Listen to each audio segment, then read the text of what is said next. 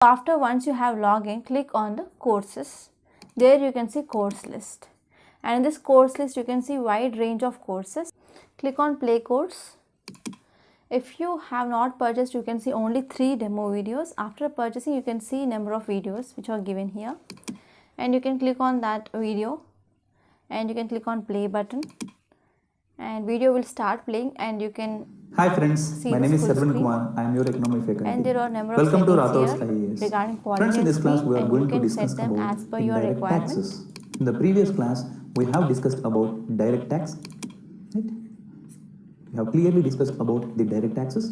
Now, where I said the direct tax and for is the a notes, kind you can of click tax on where course materials. the impact There of you can see the notes which is uploaded in the PDF format.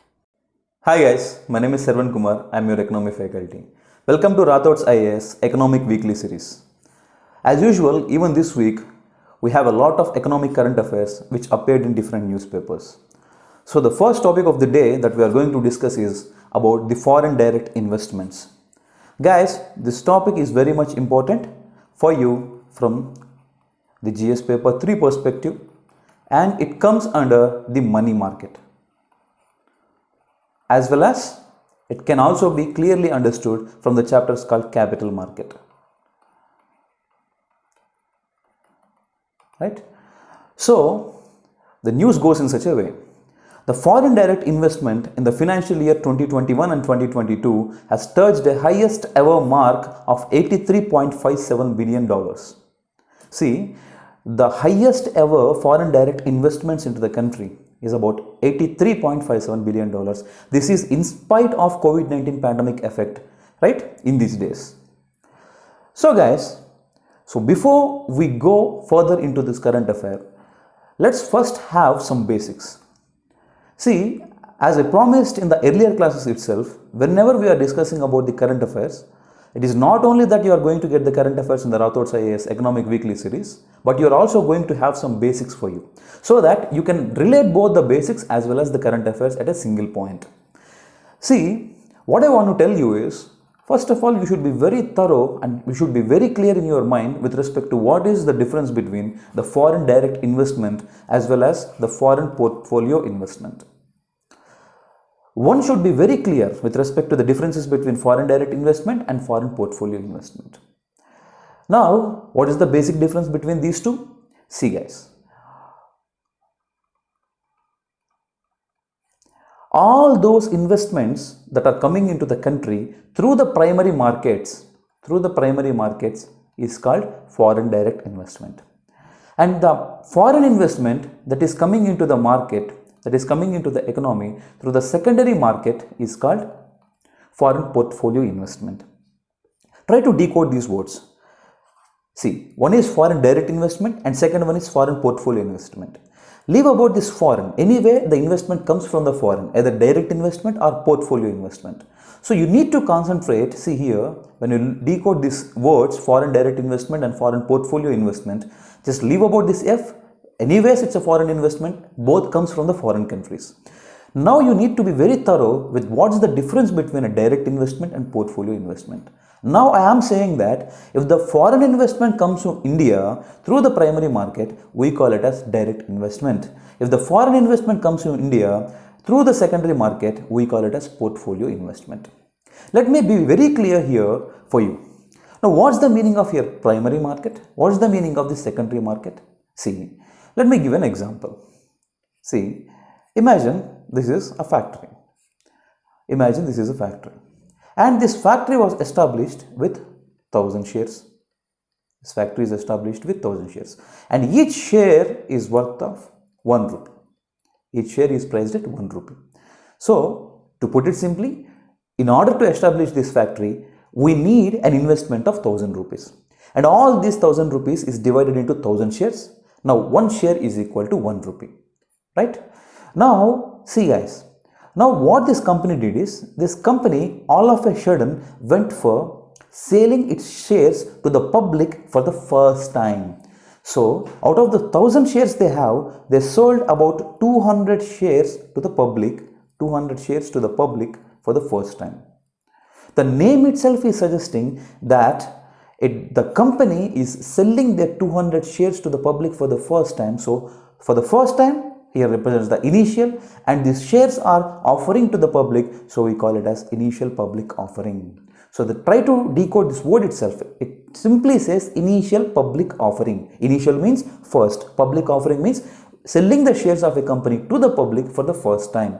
So in such a way, out of the 1000 shares, the company has sold 200 shares, right, to the public. We call it as initial public offering. Now try to understand another important point. Now imagine the company now have 800 shares because it sold 200 shares to the public at the first case. Now out of this 800 shares, say for example, the company currently holds 800 shares. Each share is worth of 1 rupee, right? Now in order to expand the branches of this particular company, if the promoters decides that the company want to issue new shares, say for example, out of this 800, with additional 800 shares, the company decided to issue 300 more shares. Now we call it as follow-on public offering. We call it as follow-on public offering. See, the company already issued 200 worth of shares to the public for the first time. We call it as initial public offering because initially for the first time the company is offering the shares. Next we have the follow-on public offering because immediately after IPO the company is following up the public offering to the public, right? In such a way, if the new shares are sold to the public again after the initial public offering, we call it as follow-on public offering. Now, try to understand one more important point here itself. Now, the promoters have 800 shares with them. Now, see, in 2013, the SEBI came up with a minimum share reserve system with the public. The SEBI came up with a minimum reserve system with the public. What does it mean? SEBI said those top 200 companies according to the market capitalization should maintain at least 25% of their share with the public. Right? Getting my point. Now, what's the meaning of market capitalization? Imagine this is a company and this company issued a share. This company has 10 shares being traded in the market. Now, each share's price is 10 rupees. So, if you multiply the number of shares multiplied by the net prices, we get market capitalization. In such a way, this market capitalization of this particular company is 100 rupees. In such a way, according to the market capitalization, top 200 companies need to maintain at least 25% of their shares with the public. Now, in order to cope up with the SEBI rules, see, now what the promoters are going to do? The promoters have 800 rupees worth of shares. They decided 300 shares need to be sold to the public. Now, this selling of the shares is called offer for sale. This selling of the shares is called offer for sale. Try to understand. In the first case, in the initial public offering, the company sold 200 shares. Each share is worth of 1 rupee. 200 rupees is gone into the account of the company. In the follow-on public offering, when the company decided to expand its branches, it issued a new shares worth of 300 and the 300 rupees again goes into the account of the company. But in the offer for sale, that is not the company shares it is selling, but it is the promoter's 800 shares is selling to the public. So whatever, see here the 300 shares are sold to the public. So 300 rupees, this 300 rupees will be gone into the account of the promoters. Right? You need to observe that in the first case, in the initial public offering of the 200 rupees goes into the account of the company. In the follow-on public offering, the 300 shares goes into the account of the company. But in the offer for sale, out of this 800 shares itself, the company have sold the 300 shares to the public. So as a result, this 300 rupees goes into the account of the promoters. Or to put it simply in a layman language, this 300 rupees goes into the pocket of the shareholders. We call it as offer for sale. You need to observe one important very carefully. See, in the initial public offering or follow-on public offering or offer for sale, these are like fresh shares. They are issued for the first time. These shares in the initial public offering, new out of 1,200 shares is sold to the public for the first time, new shares. Again, in the follow-on public offering, 300 shares are sold. They are new shares. 800 plus 300, these 300 are new shares. In the offer for sale also, although it's promoter shares that are diluted, that is sold to the public, but these are the new shares issued to the public.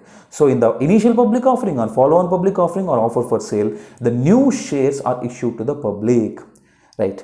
Now understand, all these initial public offering, follow-on public offering and offer for sale are the tools and instruments of the primary market. If somebody from the foreign country invests in the Indian companies through IPOs, FPOs and offer for sales, we call it as foreign direct investment. I hope you got it. We call it as foreign direct investment. Now try to understand, guys. Try to understand one more important point here itself.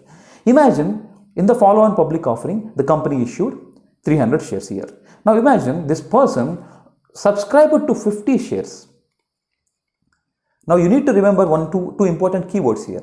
Always remember, whenever we are discussing about the capital market in the UPSC syllabus, always try to remember two important keywords. See, issue means selling. Issue means selling. Subscribing means purchasing. Issuing means selling and subscribing means purchasing. Now this particular person have subscribed to 50 rupees, 50 worth of shares, right? Out of the 300, this guy alone took 50 rupees worth of shares. Now he hold that 50 rupees worth of shares for the particular period of time. And later, after 1 year or so, he believed that this particular company is going to accumulate the losses and he don't no more wants to hold that losses. So as a result of it, he wants to sell that 51 or 50 worth of the shares in somewhere. Now, like the way, to put it simply in a layman language, like the way in which you purchase a new mobile, and you sell it in the secondary market like OLX market. In a similar way, this guy purchased the new shares in the follow-on public offering, and now he want to sell his shares, right, in some place, in some area, because he don't want to hold those shares. If he holds, he believes that he is going to accumulate the losses. Now, like the similar way for your mobiles, you have a OLX market. In a similar way for the new shares, then if at all they need to get sold, we have a secondary market, that is Bombay Stock Exchanges and National Stock Exchanges.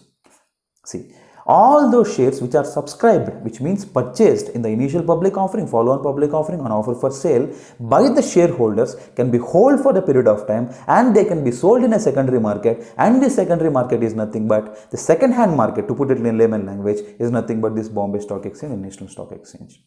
Now, if investments come through this secondary market, we call it as foreign portfolio investment.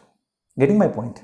See, I hope it's very clear for you. If the investments come to India through the initial public offering, follow-on public offering and offer for sales, which is nothing but the instruments of the primary market, we call it as foreign direct investment. Now, if the foreign investment come to India through the secondary market, what does it mean? Like Bombay Stock Exchange or National Stock Exchanges or any other local stock exchanges, just put it in a simple language. If it comes into the secondary market, we call it as foreign portfolio investment. The difference between direct investment and portfolio investment is all the foreign investments that comes into India other than through the secondary market is called direct investment, and all those investments come to India through the secondary markets is called portfolio investments, right? So in such a way, you have the difference between foreign direct investments and foreign portfolio investments. Now try to understand, guys. Imagine if this person is subscribing to 50 rupees worth of shares in this particular company. What does it mean? He is subscribing to 50 rupees worth of shares, means he is purchasing that 50 rupees worth of shares and he is giving that 50 rupees to the company, which is nothing but investment in the company. If the same thing, imagine himself as a foreign person, a person which is living in USA. Now he subscribed to 50 rupees worth of shares. Now what does that mean? He is going to provide that 50 rupees capital to the company as investment. So it is termed as foreign direct investment. Now he hold it for some period of time. Imagine this is an ordinary person who is a domestic person and he also purchased another 50 shares out of the 300 and he hold it for a particular period of time and he sold it in the Bombay Stock Exchange. Now imagine there is a foreign person who is living in USA or Canada and he is subscribing to the particular shares through the secondary market. To put it simply, like you sold it in the Bombay Stock Exchange and from the Bombay Stock Exchange this person is purchasing it. So even though, see, try to observe very carefully. If he is subscribing means what does it mean? This original person is going to get the money and this person's money is going to be the investments in the company. So in such a way it is called portfolio investment. I hope it's very clear. You have understood clearly about the foreign direct investments and foreign portfolio investments, right? Now, so I hope you can clearly differentiate now. Now you can see the foreign direct investments FDI in the financial year 2021 and 2022 touched the highest ever mark of $83.57 billion. Right? I hope you understood it. So now you are very clear with what is a foreign direct investment, what is a foreign portfolio investment, and there are three important subsets of portfolio investment like foreign institutional investments, depository receipts and offshore funds. Guys, we have discussed very clearly about this foreign institutional investment and depository receipts as well as offshore funds in our static economic classes. See, we have very clearly discussed about all these things. So please do visit the website and try to have the sample classes and then try to subscribe to these economic classes. And we do have a lot of classes, other subjects being provided in the Rathod IAS platform. So please try to look at and watch the videos and try to subscribe and have the knowledge. Okay. So this is about the difference between foreign direct investment and foreign portfolio investment. See. Now, when it comes to the foreign direct investments in India, see, for the time being, let me explain what is this depository receipts and foreign institutional investments. Try to understand. I hope you understood the difference between FDI and also you understood the difference between FPI. So, direct investments comes through the primary market and the portfolio investments comes through the secondary market. Now, the portfolio investment is divided into three, that is the foreign institutional investment, the depository receipts as well as offshore funds. See, in the foreign, we have institutions like say for example, we have the mutual funds, we have the banking sector. In such a way, if the foreign institutions invests money in India through the secondary market in the same way, we call it as foreign institutional investment. After all, this FII, the depository receipts and offer for sale are nothing but the portfolio investment. Of course, if it is a portfolio investment, the investment comes into India through the secondary market. So, if these kind of investment through the secondary market is done by the foreign institutions like mutual funds and banks, we call it as foreign institutional investment. And if the same like institutions like this kind of banking sector, financial sector and the mutual funds like institutions provides this kind of portfolio investments into India through the tax havens like Cayman Islands and Mauritius, we call it as offshore funds. And next you have the depository receipts, right? See guys, try to understand. Imagine this is India. Now offshore fund, see, we call it as depository receipts. Now, depository receipts is such kind of an instrument which allows both the domestic players, domestic company holders, as well as the foreign players to invest into India in the foreign money. See, if at all there is a person in the foreign country, he wants to invest some money in India's company. Now, he need to register with the SEBI and he need to follow all those guidelines and procedures stipulated by the SEBI.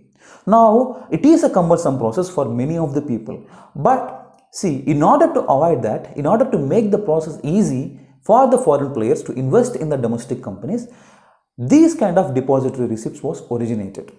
Right? These kind of depository receipts are originated. See, now let us try to understand how this depository receipts is going to work. Now imagine this is a foreign country and this is India. Now in India you have a company. Imagine this is Mumbai area and here you have a company. And this guy, the owner, want a foreign investment. Now he wants a foreign investment of $100. Imagine he wants an investment of $100. Now try to understand, for our convenience, imagine 100 rupees is equal to $1 in the economy. 100 rupees is equal to $1 in the economy. So he wants $100. So 100 into 100. So 10,000. So try to understand this company. See, now if this person wants at $100 for an investment, now that Indian rupees, how much is it in Indian rupees? According to this normal exchange rate, it's about 10,000 rupees. Now imagine this company is going to choose a bank. And we call it as a custodian bank. Now what is the meaning of a custodian bank? Custodian bank is nothing but it's a similar kind of a bank where it has its banking business or branches in a foreign country also. Say for example, we have the HDFC bank and we have a lot of banks which has a global presence all over the world. Now such kind of a banks will act as a custodian bank. Imagine this company is issuing or this company is giving that 1,000 rupees, 10,000 rupees worth of shares to this particular custodian bank. Right? This 10,000K worth of shares to the custodian bank. Now, once this custodian bank receives this 10,000 worth of shares, it is going to inform to the foreign company that I have received 10,000 worth of this depository. I have received 10,000 rupees worth of shares from this particular company located in Bombay, and you issue a similar, right, $100 worth of depository receipts in the New York Stock Exchange.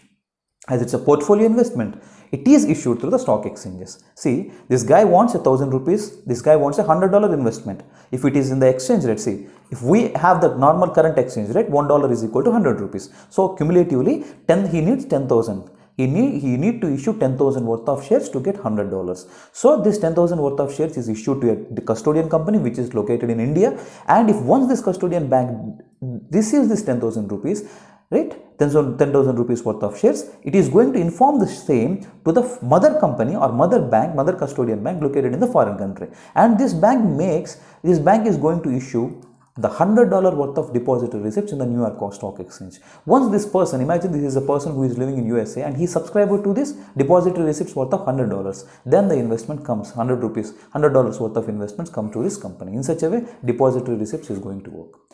Guys, in a similar way, see, I hope you very clearly understood the meaning of foreign direct investment. You also understood the meaning of portfolio investment. You also understood the three different portfolio investments like foreign institutional investment, depository receipts, as well as offshore funds. Guys, in a similar way, you should have a knowledge with respect to each and every macroeconomic concepts. Without having a conceptual clarity about all these kind of macroeconomic concepts, it is very difficult for an aspirant to clear the prelims. So that's why I'm suggesting you just go and visit the website and try to have the sample classes, a look, and then try to subscribe to the classes so that you have all these kind of basic knowledge which is important for your prelims, right? I hope it's very important and you have understood it. Now, this is about the foreign direct investment, foreign portfolio investment, and different kinds of portfolio investments. Now, when it comes to the direct investment, now when we talk about the direct investment alone, the direct investment come to India through two routes. What are these two routes? These are nothing but automatic route, and the second one is government route. All these are very much important for your prelims. Guys, imagine there are around 20 to 23 questions which is being asked in the UPSC prelims, particularly from the economy every year. See, out of these 20 to 23 questions which are asked from the economy alone, the money market and capital market is going to have a lot of weightage. So, aspirants should be very thorough enough with the money market as well as capital market because they are going to have a lot of weightage. Now, once you observe the previous year questions itself, once you analyze the previous questions itself, you will come to know that these chapters got a lot of weightage in the economy. So, be thorough with these kind of chapters. So, when it comes to the foreign direct investment, it comes through automatic route and government approval route. Simply remember, automatic route means if the foreign direct investment does not need the approval of anybody like government or RBI. When it comes to the government route, if somebody from the foreign country want to invest in India, if that particular sector in which he wants to invest comes under the government approval route, first what he need to do is he need to visit the Foreign Investment Facilitation Portal, which provides a single window clearance for FDI applications. Right? He need to visit that portal. He needs to go with the process with this portal, and then only he can give or he can invest in the Indian companies, right? See, guys, try to observe. This is about the automatic route as well as government approval route. Next, recently, in order to avoid the takeovers or draconian acquisitions by the foreign companies in the Indian companies during the COVID-19 pandemic, the government of India came up with an amendment for para 3.1 to these FDI acts. See, FDI initially allowed in India initially started in 1991 once we got the economic reforms through the Foreign Exchange Management Act, right, during the Manmohan Singh government. During the COVID-19 pandemic, it is found that many of the Chinese companies wants to take over the shares of the Indian companies because during the COVID-19 pandemic, the share value of many of the Indian companies have fallen. Now, we call it as a draconian acquisitions. Unethical acquisitions. In order to avoid these kind of unethical acquisitions by some Chinese companies or like the rest of the companies, the government of India have amended these foreign direct investment rules, and those who have the border with India, if they want to invest and acquire the shares, and if at all they want to transfer the ownership of the Indian company to these companies, mother companies which are located in this neighboring countries, they need a government approval route. Right? It is done through government approval route. Right.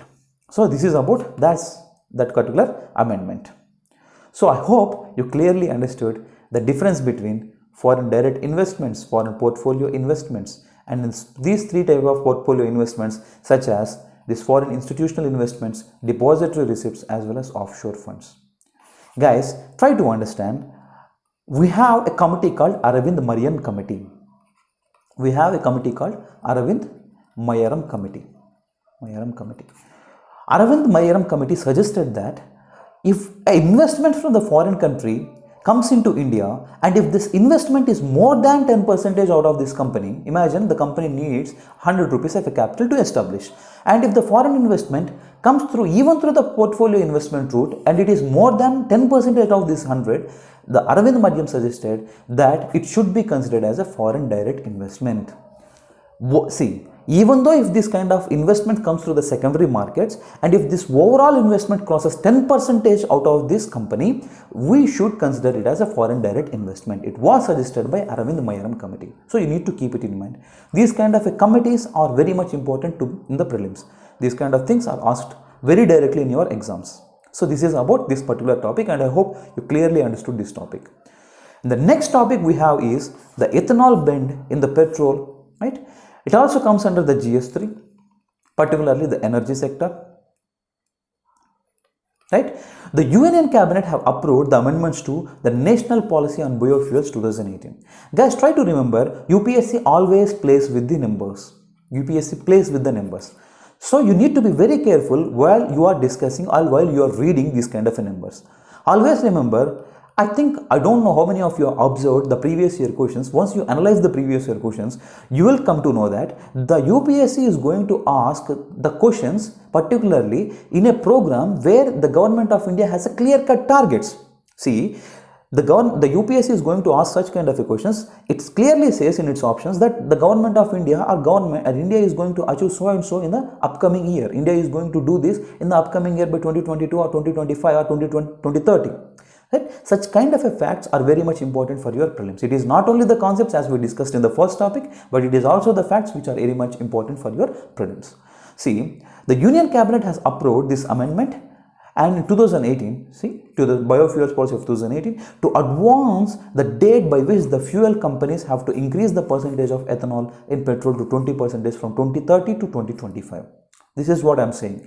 Earlier, the petrol to ethanol blending of 20% should be achieved by 2030. Now it is reduced to 2025. So you need to remember, by 2025, these oil marketing companies, particularly these fuel companies, need to blend at least 20% of the ethanol with the petrol. So these kind of things are very much important for prelims. See,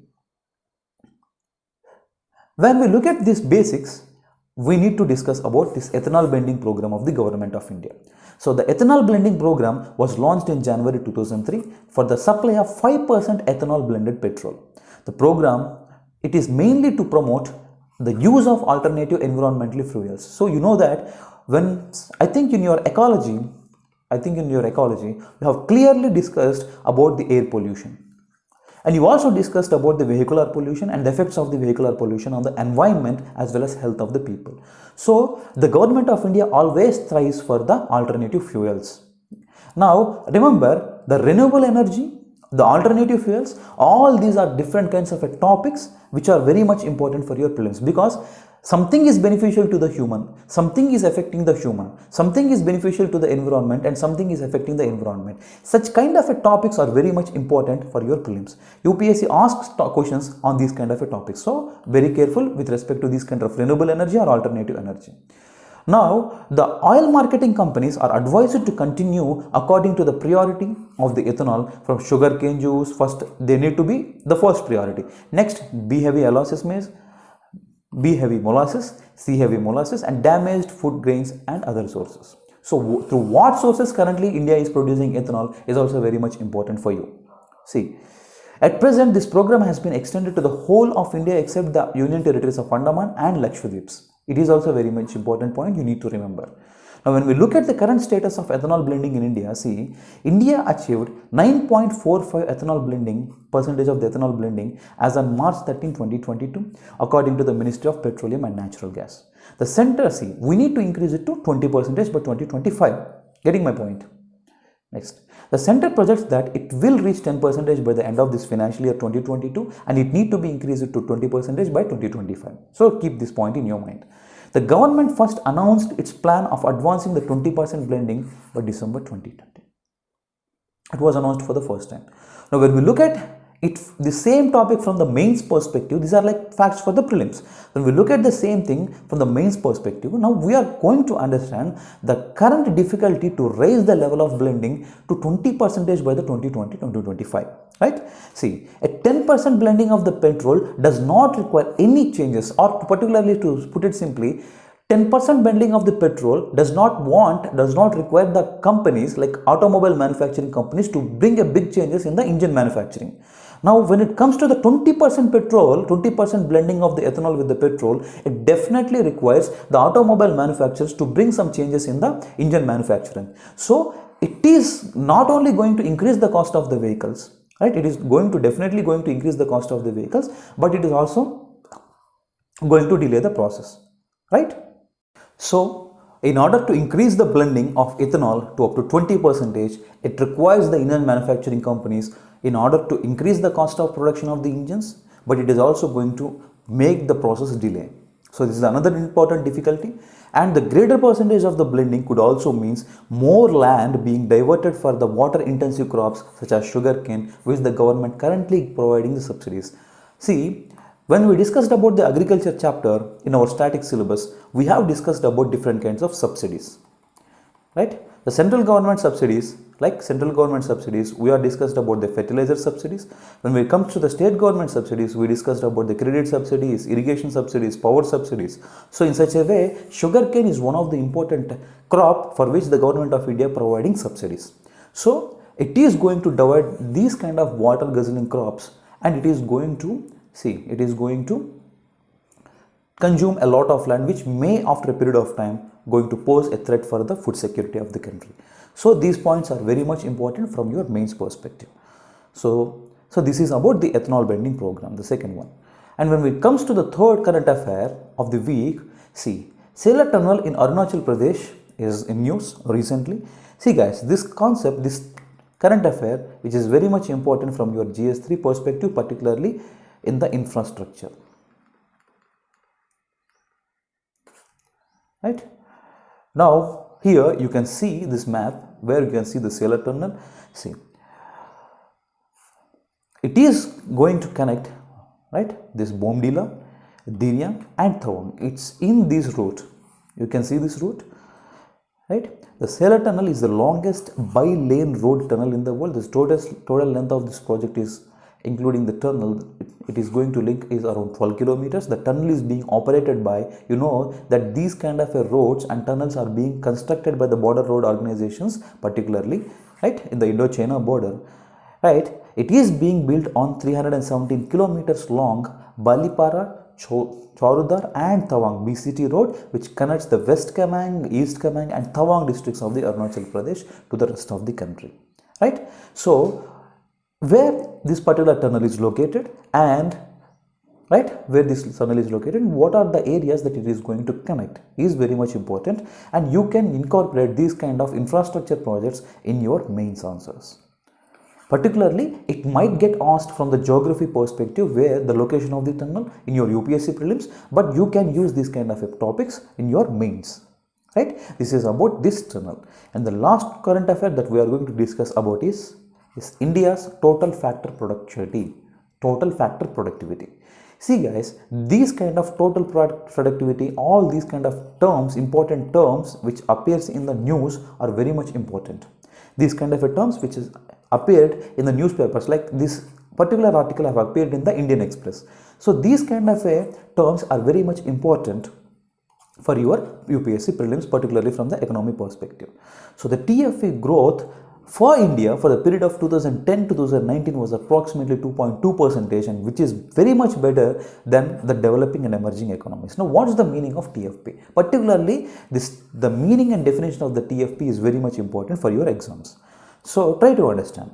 The productivity level measures the relationship between the total products or output and input or factors of the production employed. See, Labor productivity is a measure of total output divided by the unit of the labor employed in the process of production. Say for example, this is the, in order to calculate the productivity, so it's a measure of total output divided by the total laborers. This is called labor productivity. So the TFP, the total factor productivity, is a measure of total output. You know the meaning of output. It is nothing but total goods and services produced by weighted average of inputs. Like inputs means here land, labor, capital, entrepreneur, as we studied in the simple circular flow of income. In the simple circular flow of income, we have discussed about all these things. In simple circular flow of income. So it is a measure of total output, total goods and services divided by the total inputs like land and capital. So this is the meaning of TFP, which is very much important for your prelims. Right? You need to remember it. As far as India is concerned, a recent Reserve Bank of India report points to a moderate decline in the TFP growth compared to the global experience. So the TFP growth rate for India during 2019 and 2010 to 2019 was approximately 2.2% against minus 0.3%. During the pandemic, the same TFP for India is declined by 2.9% and marginally improved to 0.1%. So in 2020, the TFP growth rate is projected to increase by 2%. So it was largely driven by the public administration, quality education and social works. You know, when we discussed about the economic growth and economic development, we have clearly discussed about the metrics of the human development. Quality education, training and health are these three important inputs and components to make a person as like human capital. Without the human capital, these kind of total productivity, total factor productivity, it's because the labor is one of the important factors of production. So in such a way, without investments in all these kind of crucial and critical capital, these kind of TFP is going to be very low in any kind of emerging economies. So the government need to invest in all these things, all these kind of areas. So this is about total factor productivity and is very important from your prelims perspective, and they are going to ask you the direct definition. Like total factor productivity is recently seen in news, which is related to, right? In such a way, the question, there are chances to get asked in the exams. So this is about this TFP, guys. So I hope in this class you have clearly understood all about this foreign direct investment, foreign portfolio investments, like the three types of foreign institutional investment, the depository receipts as well as the offshore funds. And we also discussed about the ethanol blending program, and we also discussed about the SELA, and we also discussed about total factor productivity. So I hope you accumulated a good amount of knowledge from this particular class. See guys, like the way in which, by the end of this class, those who are listening to this class, I hope by this end of this class, you might have realized the difference between the FDA and FPI, and you also realized that there should be the conceptual clarity with respect to each and every macro concept in a similar way that you have understood FDA and FPI. These kind of conceptual clarity is the only solution to make you to sail through the exams, particularly the prelims and as well as mains. So just go through this, all these classes that we have provided in our website, and try to accumulate the knowledge and improve your knowledge, and make sure that you have your chances to get clear the prelims as well as mains. So this is about this week's economic weekly series. In a similar way, in the next week also we are going to have some discussion with respect to the economic current affairs. Till then, stay tuned to Rathod's IAS. Thank you. Go to Google and type Rathod's IAS. Then you can see our website, Rathod's IAS Academy. There you have to click on login or register in the blue color. So if you have not registered yet, you have to click on do not have account and fill the details. You have to give your name, email ID, your mobile number and password, and finally you can click on this register button. And once your details are filled, then registration will be successful, and click on OK. And come back and click again on login and register, and you have to log in now.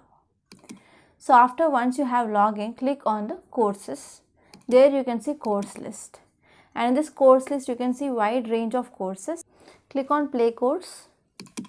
If you have not purchased, you can see only 3 demo videos. After purchasing, you can see number of videos which are given here, and you can click on that video and you can click on play button, and video will start playing and you can Hi friends, see my the name is full Sarvan screen. Kumar. I am your economic faculty. And there are a number of Welcome to settings Rathaus here IAS. regarding foreign Friends, in this class we are and going you to can discuss set them about as per your indirect requirement. taxes. In the previous class, we have discussed about direct tax. Right? We have clearly discussed about the direct taxes. Now, where I said the direct tax And for is the a notes, kind you can of click tax on course where materials. the impact There of you can see the notes which is uploaded in the PDF format.